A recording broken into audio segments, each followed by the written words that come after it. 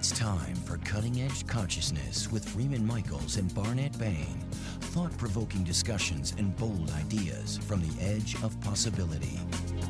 And welcome to Cutting Edge Consciousness. Freeman Michaels here. With Barnet Bain. Good moment. Good moment. It's good to be here. Yeah. I still have that little froggy voice thing going on. It's leftover. Yeah, it's Yeah, charming. at this point, it's charming. It adds dimension. At this point, it's just... Give me a little gravitas, don't you think? It does give you gravitas. If I could just learn how to tie a tie, I'd be fine. Yeah, there's a few things. You had an interesting weekend, though. I'd love for you did. to Longer. cue that up. I got back last night. I was at a meeting with some really extraordinary people, so accomplished. But they were at a place in their lives where they were lifting their accomplishments to achievements. They weren't identified, and they were no longer looking to get something. They were all world makers, and They're all explorers. They're all CEOs and chairmen and people. You know, there's the head of the Clinton Global Initiative and 1% for the Planet, and the CEO of Richard Branson's B Team and the World Business Academy, and on and on and on and on. Raj Sisodia wrote, what did he write? Conscious Capitalism and with Mackey, right? Forms of Endearment, and Yeah. David Cooper Ryder, and just the most wonderful folks. And one of the we were talking about the state of business and how business, the regard that business, how business is held in such low regard, and why, and what are some of the possibilities, some of the solutions to that, and what would be involved in creating an entirely new vision for business and enrolling some players into it. One of the what struck me so deeply is there's a distinction when people move from accomplishing things, from this, what you and I call the winning game. The winning game. The second story, how can I overcome the conditioning, the socializing of my past? How can I lose the weight, or marry the girl, or get the guy, or build the business, or become Once the they've president? tried out all the external achievement success models. All the status and all the success, all the power, or all the lack of status and all the loserdom and all of the martyr. Either way you play it, it's fine. Once we've exhausted that thing, am I getting enough? Am I good enough to I am enough? Yeah. A life opens to an enchantment, and there's an enchantment. There's a sense of a very deep maturity that breaks, and these achievements are lifted to accomplishments. They are lifted to a sort of gracious giving, and there's such a deep maturity in these people in the room, because they are all operating from there. It's not simply about legacy, because many of them are young. Some of them are very young. That's exciting. The B Team people, they're really. Oh yeah, the B Team. They're like very cool. They're like kids. Yeah. But such a wisdom there. So I bring it up because I am so I'm so optimistic, and I was also so moved by the healthy sense of worth and what healthy ego looks like. An ego that only serves to bring information in and does not process or give meaning to that information, but delivers the information to a higher functioning self.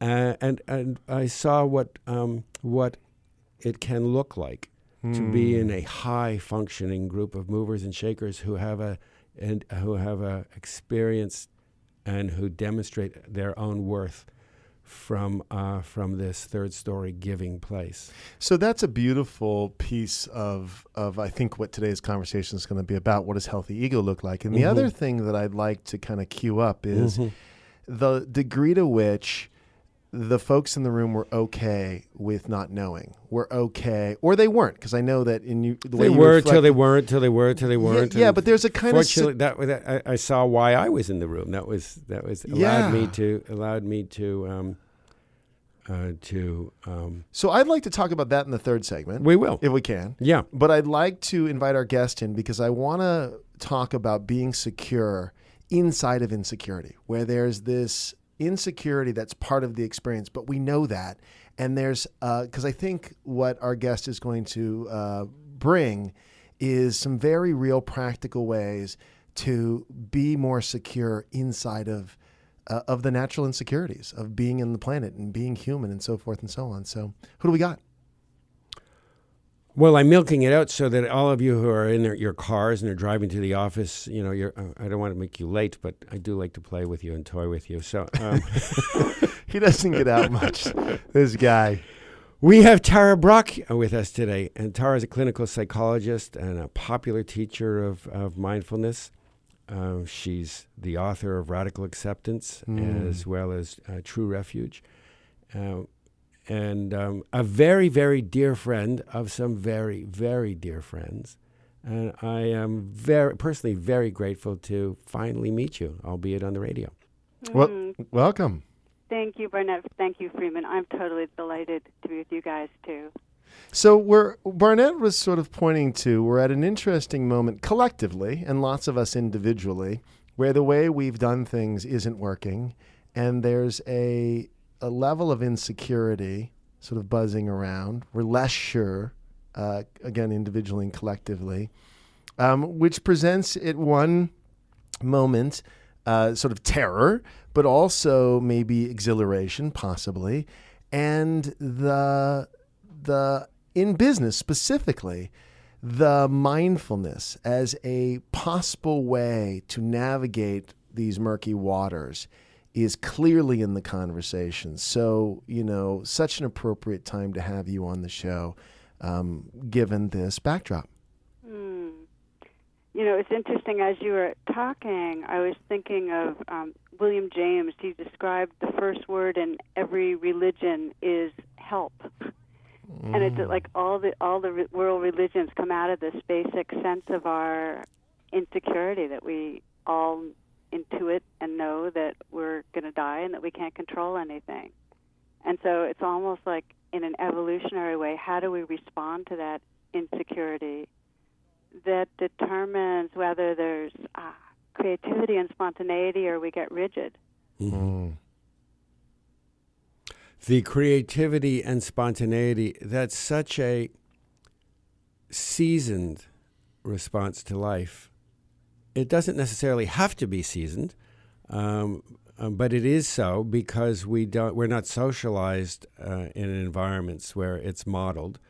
And and I think that's changing. I think that's changing very, very rapidly. But as we have more models of a more mature relationship with life, we will see more of, as I saw over the last few days, 30-something-year-old people who have a very tempered response to challenge and are not triggered out of very young conditionings, very reactive behaviors. But that requires such a maturity and such an ability to be able to cherry pick among the thoughts and feelings and emotions that drift through our awareness. I'd love you to speak a little bit about that. Yeah, well, it was so interesting to listen to, because I really get that you were with a group of people that were kind of showing the possibility of where evolution's going. And when we're more hitched to the more primitive conditioning, we get identified with what we're afraid of and what we're wanting. So our whole sense of our being is contracted. So we don't have that flexibility. So what draws me so much to mindfulness training, I think of Viktor Frankl, who says that between the stimulus and the response there is a space, and in that space is your power and your freedom. And I think what mindfulness does when we start training ourselves to notice what's going on in the moment is we can actually pause.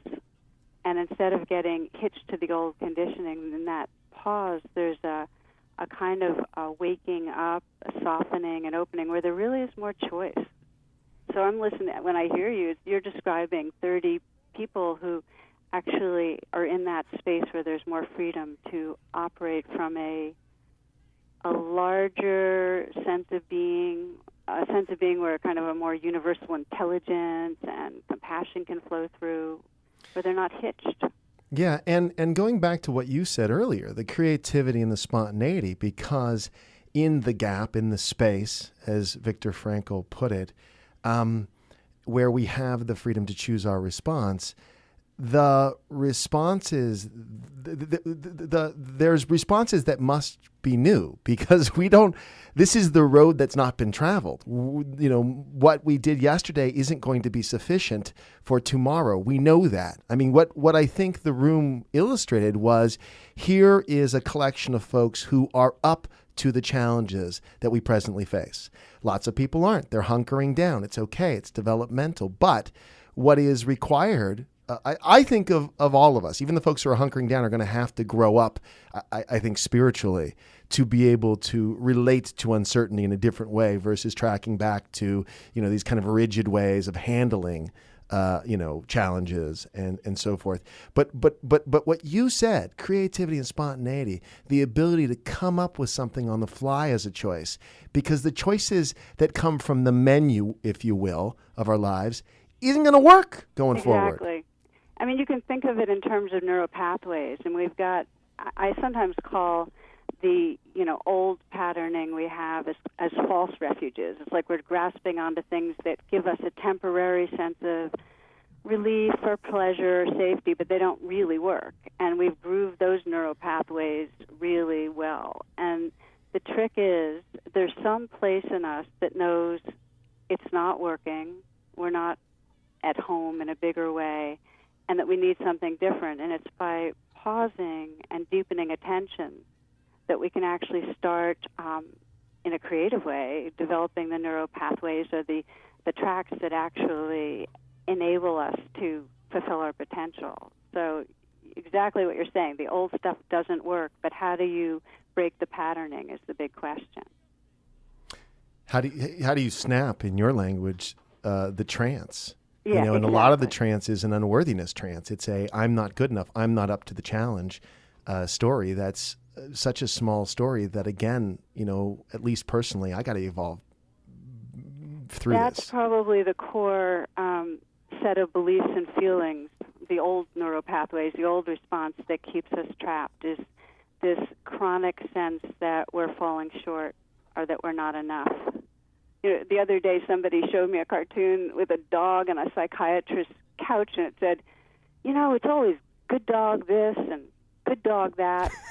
Why isn't it ever great dog? Oh, it's so good. It's like we're never enough in some way, but that keeps us really tight. That keeps us in our defended place and uncreative. That's so good. Well, I have good a dog, bad I have dog. another dog cartoon I'm going to send you after the show. Two dogs. One's got a ball in his mouth. The other one has ball sitting at his feet. And he says, "Are you fully satisfied with your current ball?" Comparing and competing, right? There's So, another yes. theme that Yes. represents a trance. Still the same energy of not enough. It's not enough. But there is a new story of enough. I am enough. And as you point out, we do not have neural nets, most of us, to support that story. And so much of what love and growth is about at this particular edge is creating those new neural pathways. And people, in my experience, people are afraid of those spaces between the thoughts and the feelings and the reactivity. And if you agree with me, Tara, I would like your thoughts on why that's so. We are trying to control things all the time. I mean, the most primitive part of our psyche is trying to manage things. So the unknown, the unfamiliar is really uncomfortable. And the old ways cause suffering. And so suffering meaning we feel not at home, we feel separate, we can't feel any intimacy with others. There's a sense of, on some deep level, feeling disappointed in our life. So that suffering actually creates the friction that lets us go ahead and tolerate that unknown place a little more. I mean, most people I know that have been willing to enter into the mystery some more and stop doing so much and deepen their attention to what's right here. The motivator was, in some deep way, they felt that their lives weren't aligned. It's like one palliative caregiver describes the greatest regret of the dying. She spent time with thousands of people, and she said the regret was, I didn't live true to myself. You know, I lived according to the expectations of others, my own internal shoulds, and I kind of, and in that I blocked out love. I didn't let myself love fully. You know, I held back love. So there's something in us that comes in the shape of suffering that says, okay, it's worth it to tolerate the discomfort. And that's when spiritual transformation becomes possible. This dying regret, you know, the joke, of course, that no one who's dying ever regrets not spending more time at the office, right? It's always a regret of, you know, why didn't I connect deeper? Why didn't I risk? Not to manage or control, but we do need to take a commercial break. So let's do this. We're going to take a pause. And folks, if you're listening, stay tuned, because we'll be right back after these messages to talk more about this important topic here on Cutting Edge Consciousness.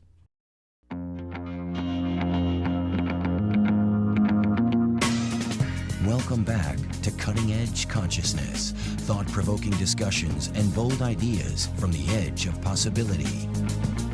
And welcome back to Cutting Edge Consciousness. Freeman Michaels here with Barnet Bain and our guest today, Tara Brach.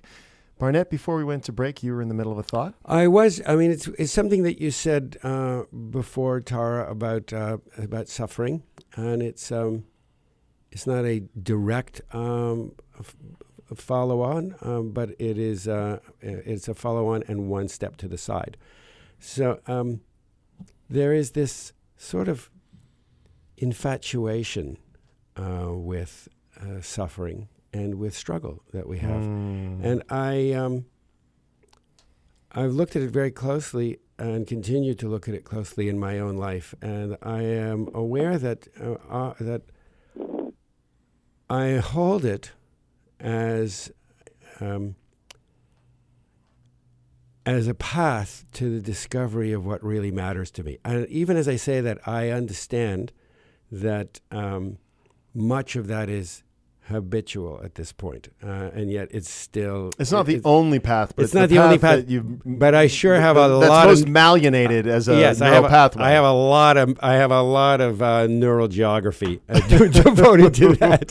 We'll get there through suffering. I know how to do this. And that if we suffer, there's merit, and if we struggle, we find out what really matters. And it's becoming increasingly clear to me that we can discover what matters through beauty, and through fun, or joy. we can drill down to beauty through suffering, through great loss and through great pain. Eventually, we come to what really matters. And, there's the cliche is, so-and-so got really sick, and, I got really sick, or some terrible thing happened, but I found out who loved me.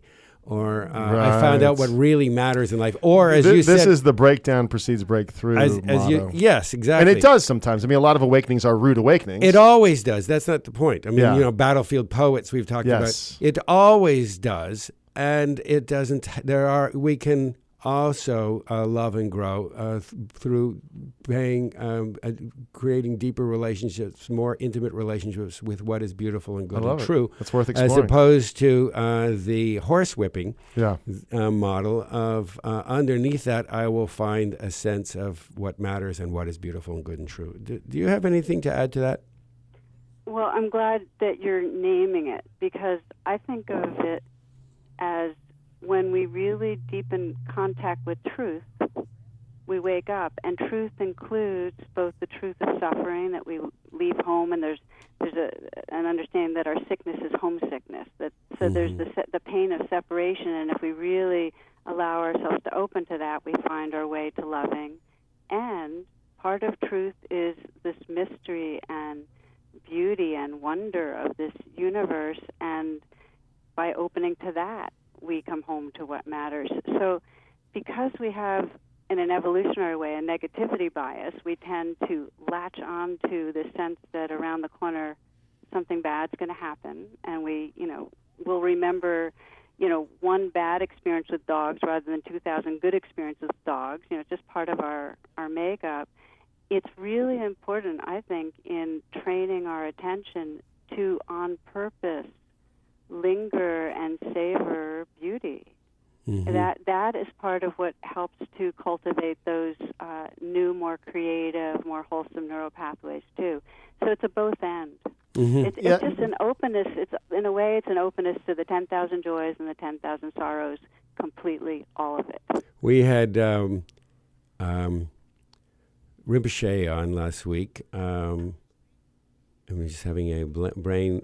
Shamar Rinpoche. Shamar Rinpoche was on last week, and he the said, Sharmapa. The Sharmapa, yeah, and he said it almost identically, and then he kind of said, it's a choice. It didn't have to be that way. Nothing ever goes away. It expands or contracts. Well, but it doesn't have to be. It's what end of the telescope we're going to look through. And also, I mean, it's possible that this emergent story that we were sort of speaking of earlier is not just a struggle story. This new story that Barnet was alluding to about love and growth and creativity. And coupled with, Tara, what you were saying about on purpose. I'm on purpose, and I'm organizing around beauty and truth and growth and love and so forth. Again, not to start a control thing, because again, that was alluded to earlier too. That it's not an either or. It can be a both and just the notion that there could be, more purpose to organize around love and beauty, I think, is generous. I think part of what's happening, there's a 100th monkey going on in the consciousness of the culture, and just the way people for a long time have known that physical exercise is necessary. More and more people are getting that it's part of our evolution, that we can now pay attention on purpose and literally change our moods, our perspective, and everything. So that's part of what we have now, a tool to actually alter our consciousness with consciousness. And part of what we discover in that is that there's not a self doing it. That what seems on purpose is a wholesome way of attending, but there's a release of even a sense of any self that's coaching or monitoring or navigating it. So in a way, the language sounds like, I'm on purpose, but there's not really an I. It's really awareness waking up to itself and becoming more clear and awake about its own process. I love that language. Unidentified awareness without identification, as Eckhart puts it. Yeah, and that's where you mentioned when we talked earlier, the RAIN. I use the acronym RAIN as a way of guiding the attention, guiding us on purpose to taking whatever's here, whether it's something beautiful or something painful, and how do we pay attention in a way that wakes us up through that. So we really go from that place where we're identified with the afraid, unworthy ego self to that place of really resting in awareness and love and having the fear still floating around but not being caught in it. I'm going to break a cardinal rule of this show. We don't generally ask questions that could sound like sound bites. But so very briefly, if you would hurtle through the acronym. I love the acronym, the RAIN acronym. Yeah, I love it. So go for it. Tell us about RAIN. Well, okay, so in my book, True Refuge, I talk about false refuges and how a false refuge is when something difficult comes up and we either go into analyzing or defending or denying, but RAIN is how to, instead of that, take refuge in presence. And So RAIN is a mindful, heartful presence, and each letter of the acronym helps with that. The R is to recognize what's going on right this moment. So let's say somebody criticizes me. I recognize the feeling of the sting, the burn, the contraction. The A is to allow it. In other words, rather than immediately going into justifying myself or blaming the person, I just allow the feeling to be there. So A is allow. It's like saying yes to how this moment is. Not that we like it, but this is an honest recognition of how it is. Allow it. So there's recognize and allow. And the I is investigate. It's actually a double I. It's investigate with an intimate or kind attention, because you need the kindness in there. And investigate means we tend to, if we notice what's going on in the moment, quickly just jump away from it rather than deepen our attention.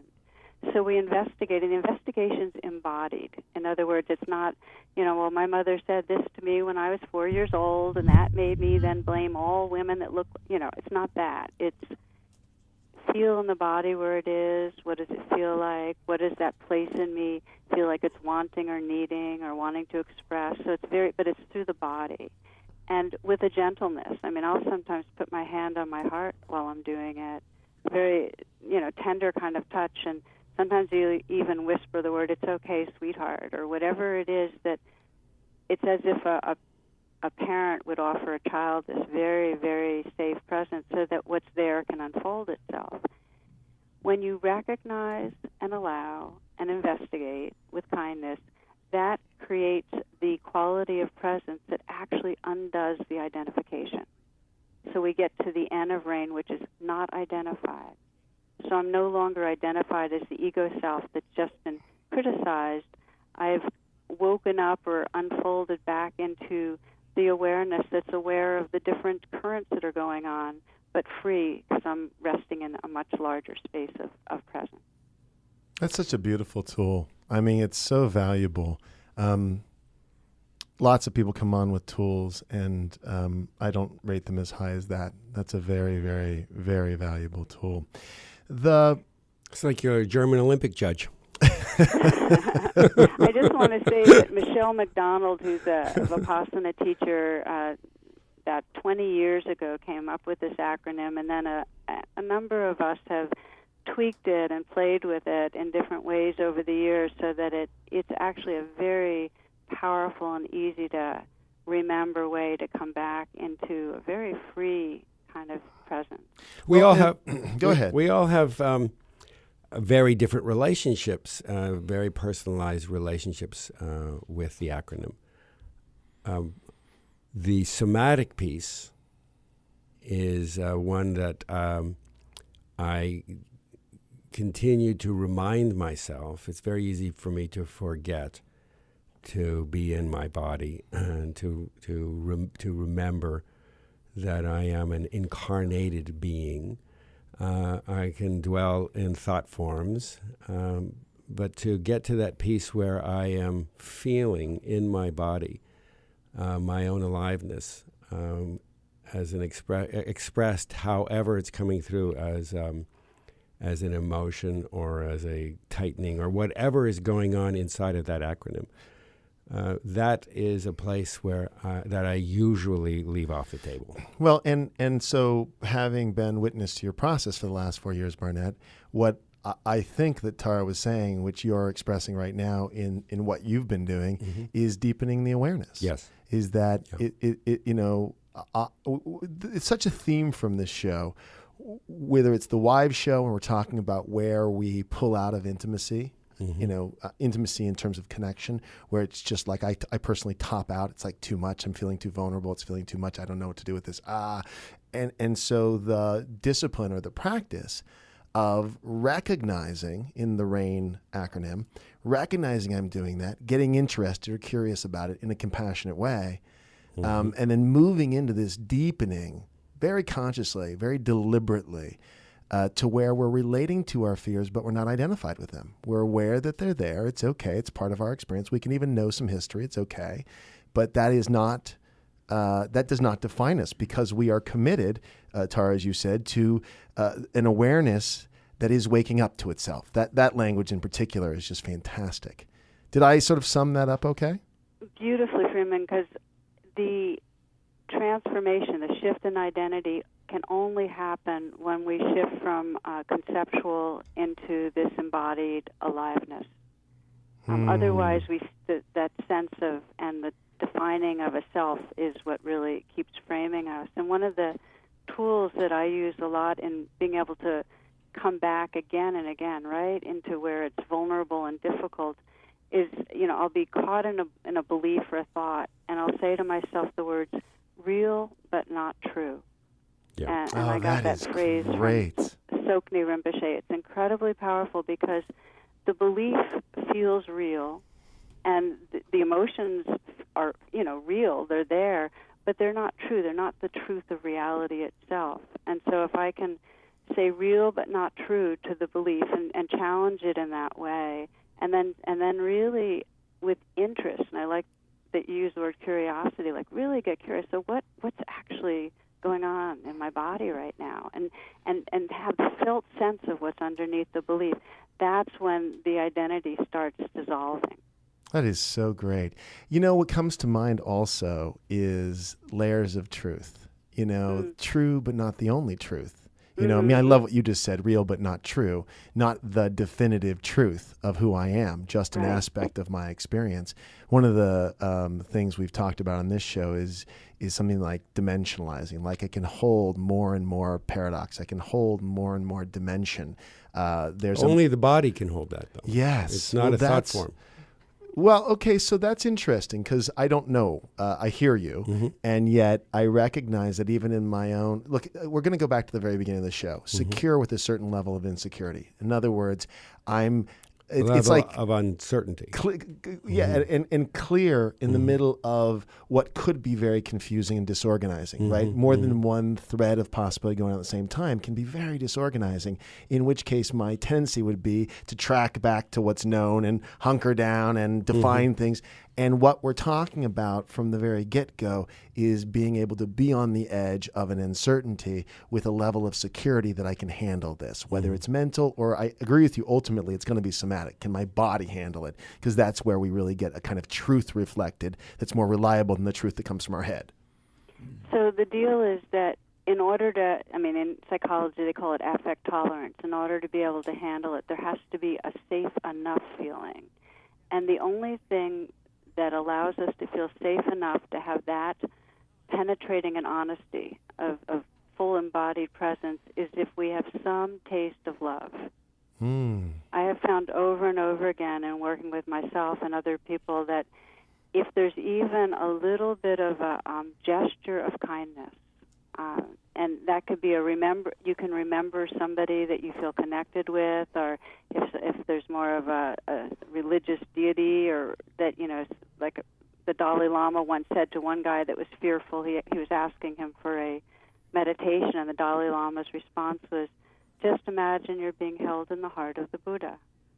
If there's in some way, a remembrance of the truth that this awareness that we are is love, and it's what we belong to, then there is room to tolerate our normal organism's resistance to uncertainty and fear, which is why I mentioned earlier that I'll often self-compassion is the pivotal moment. That if I'm feeling a lot of either shame or fear or whatever, and there's some part of me that says, ouch, this hurts, and doesn't add anything on like, I deserve to feel this, or other people feel more, but just that pure recognition of this hurts. And I, in some way, and I use the posture of putting my hand on my heart, but in some way hold my own being with a kindness, that softens the boundaries in a way that there's room for the fear. Often these fears and these triggers are from the earlier part of life, more often than not. Would you agree? They're hauntings from an early part of life? And or they might even not be ours. A lot of times we're absorbing a lineage of belief structures that aren't necessarily true. They're just the truth we were taught, and they're limited. Yeah, and the feeling of being triggered however we were conditioned, however it became part of the condition, Right. is generally fairly early. Would you agree to that, Tara? Yeah, we all are designed to experience fear. We'd be brain dead without fear. Some cultures it's exacerbated. I think the less connection there is to earth or family or tribe, the more fear there is. Mm-hmm. And then in our personal history, it gets incredibly exacerbated when there's a lack of being seen or when there's abuse or trauma of some sort. And so our nervous system's holding what often happens very early in our life. Mm-hmm. And so we have to find some way to navigate that. I have a constant. I mean, I loved your example of self-nurturing, and I am constantly aware of these earlier parts of myself, of these, I call them my own ghosts, and they're very alive and they're very real. But I am constantly aware of them, and I have my own little way of nurturing them in the way that I would have wanted to have been nurtured the first time around. But at least I get to reparent them now. It's like I say, any little boy or any little girl who had grown up this way would be having these feelings. And it's given me, I offer it to our listeners, it's given me great, great comfort, and it's made a lot of difference in my life. I love that. And I think that then allows you to handle more. A lot more. Because that part is being, if we thread it back to the physical garden, and it's happening on many other, it's a multidimensional experience. But if we just look at back to the neural pattern piece, I am now making new connections and feeding energy into new pathways, and in time, the other ones atrophy. They literally come undone. Hey, we've come to the end of the show. We're going to carry on, but without you, true. We're going to talk behind your back. We've come to the end of the segments. That is really good. I misspoke. Tolerate and live with it. I'm going to feel the loving that's here and know it's okay. Yeah, and it's a little scary for us too. Just to let you know. No, we loved having you on. I mean, I did. I'll speak on behalf of Barnet because I can kind of gauge. Yes, don't put words in my mouth. After 4 years, it's unsanitary. I can gauge whether or not he enjoyed himself. We would love to, especially if you're in the LA area, have you in studio if you are ever in this neck of the woods. Before we let you go, I do want people to have access to your materials. So can you give us a website that'll get us to your materials, what you're doing, all that sort of stuff? Everything can be accessed through tarabrach.com. Beautiful. And we'll have that, of course, on the Cutting Edge Consciousness website. Tara, thank you so much for spending the time with us. It was such a pleasure to have you. You were great to talk with. I loved it. Bless you. And for those of you listening, we invite you to stay tuned because, as Barnet mentioned, we'll be back after this break to wrap things up here on Cutting Edge Consciousness.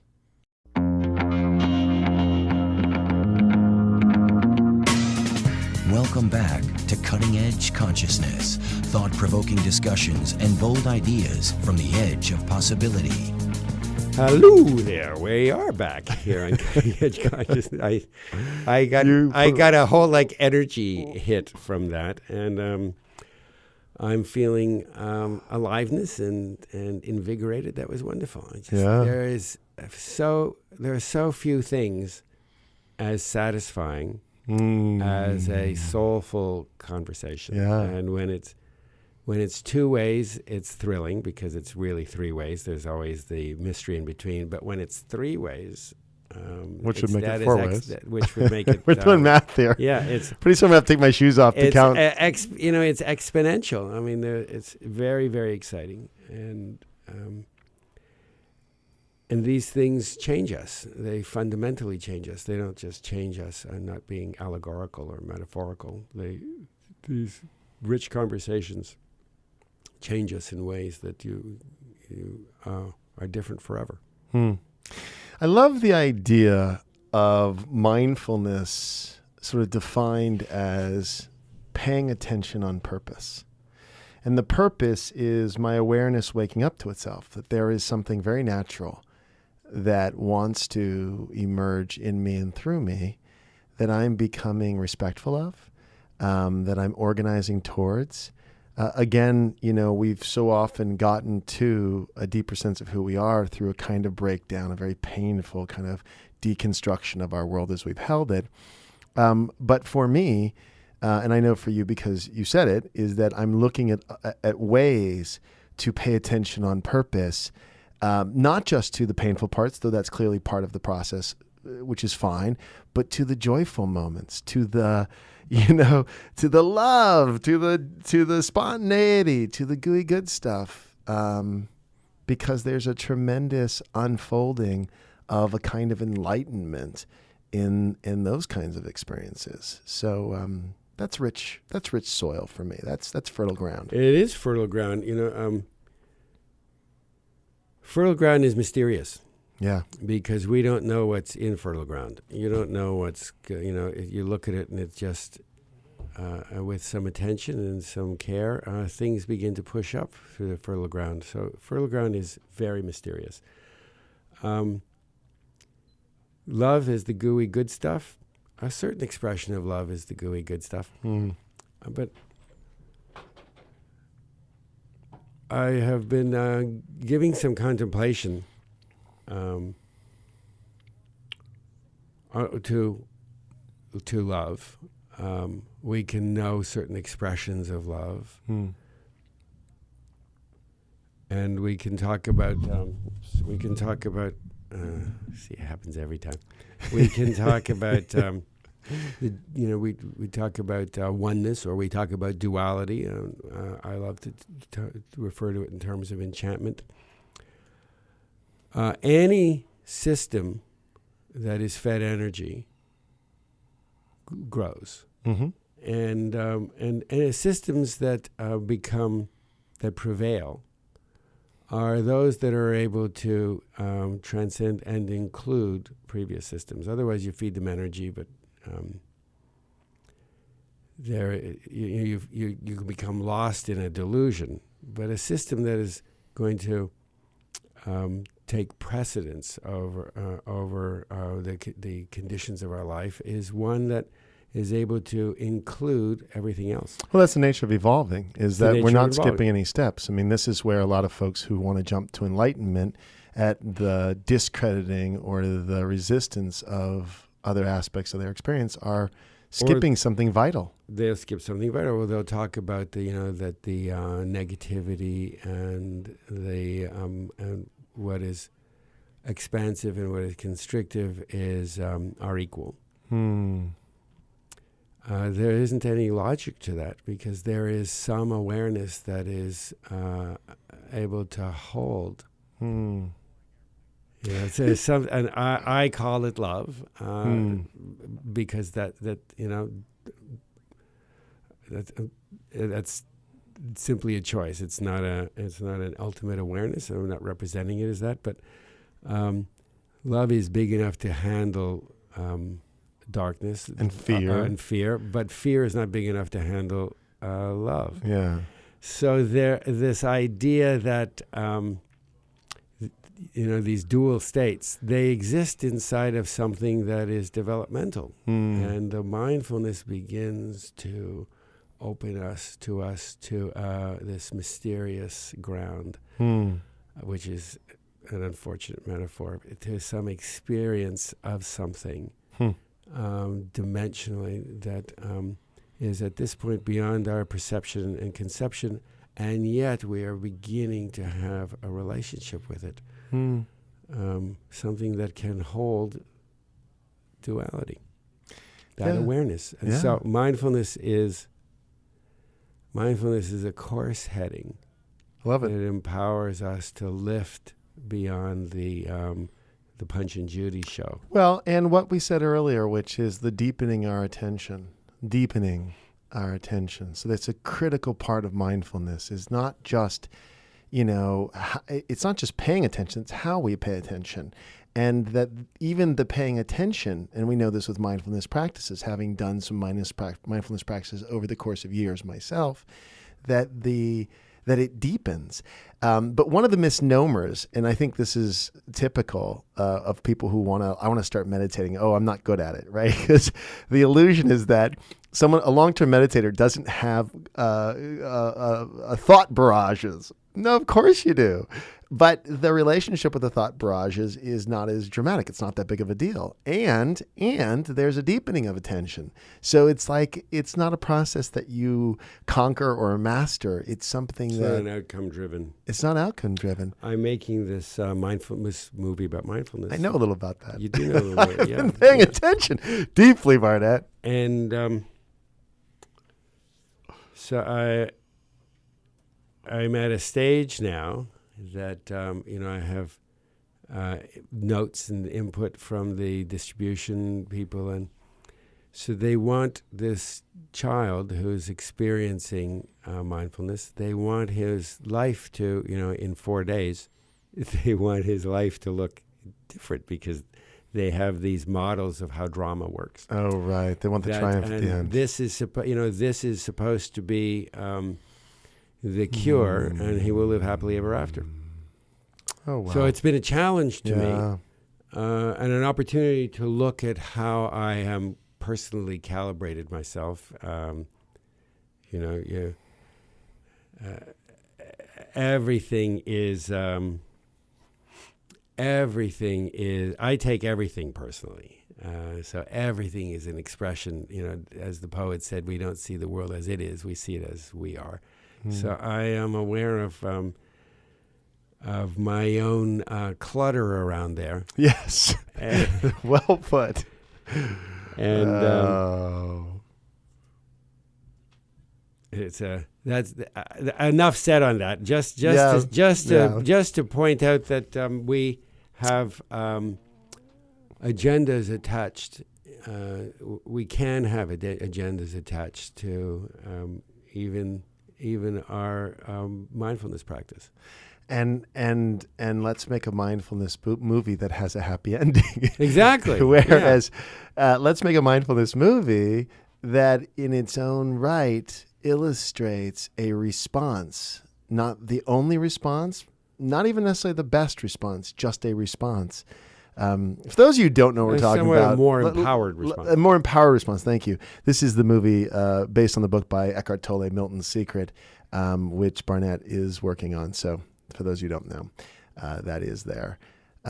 Which is miltonsecretthemovie.com. What is the website for you? You don't have to know. It's Support Milton Secret. supportmiltonsecret.com. We've come to the end of today's show. Have about a minute left. We do? So, what should we do with it? You want to sing? You want to sing? Tell another dog joke. No, I I'm love kidding. That dog joke. He loves his dog jokes. We want to spend a moment to thank you, viewers, listeners, for paying attention deeply, again and again. For being with us on this show and for the last coming up to 4 years now. Yeah. We don't take it for granted. It's really it's a joy to do the show. It's an honor to do the show, and we're changed from doing this show. We were talking this morning about how different we are as a result of both doing the show and what it takes in terms of a relationship, what you have to deal with to do a show like this. Yeah. Yeah, and we're always grateful when we hear from our audience that they're changed by it, which we hear often, which is very gratifying, and then for you, Barnet, and absolutely for me personally.